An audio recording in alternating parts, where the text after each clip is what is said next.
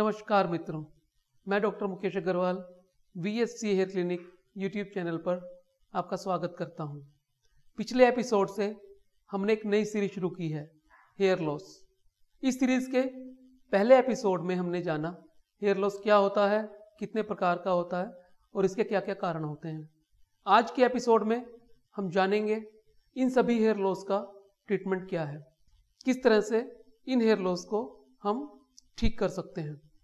तो सबसे पहले बात करते हैं पैटर्न हेयर लॉस की। जैसा कि हम सब जानते हैं, पैटर्न हेयर लॉस आनुवंशिक कारणों से होता है।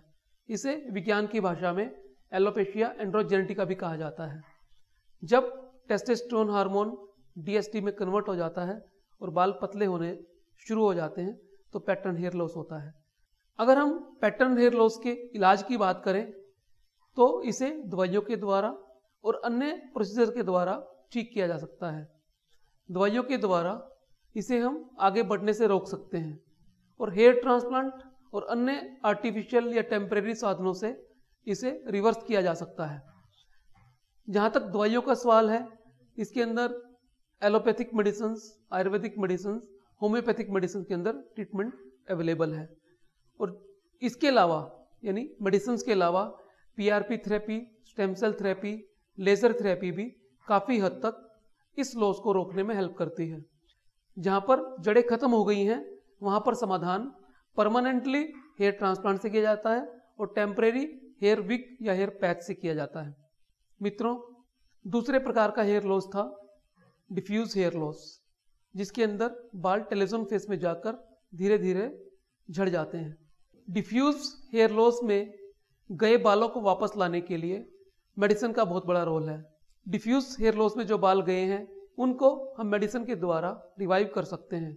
जो बाल टेलोजन फेस में गए हैं उनको एनाजन फेस में कन्वर्ट करने के लिए दवाइयों का एक बहुत बड़ा योगदान है।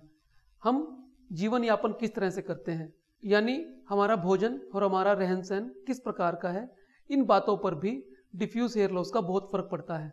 अगर हम एक संतुलित आहार शैली अपनाएं और संतुलित जीवन जीने का अभ्यास करें तो डिफ्यूज हेयर लॉस को काफ़ी हद तक रिवर्स किया जा सकता है।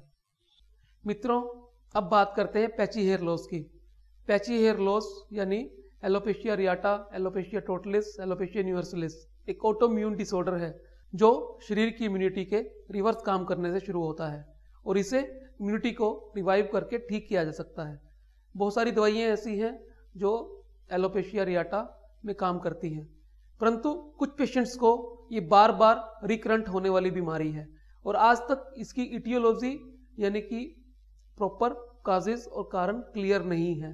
इसी कारण से कुछ पेशेंट में एलोपेशिया रियाटा बार बार परेशान करता है, लेकिन आयुर्वेदिक दवाइयों के माध्यम से ज़्यादातर पेशेंट को ठीक किया जा सकता है।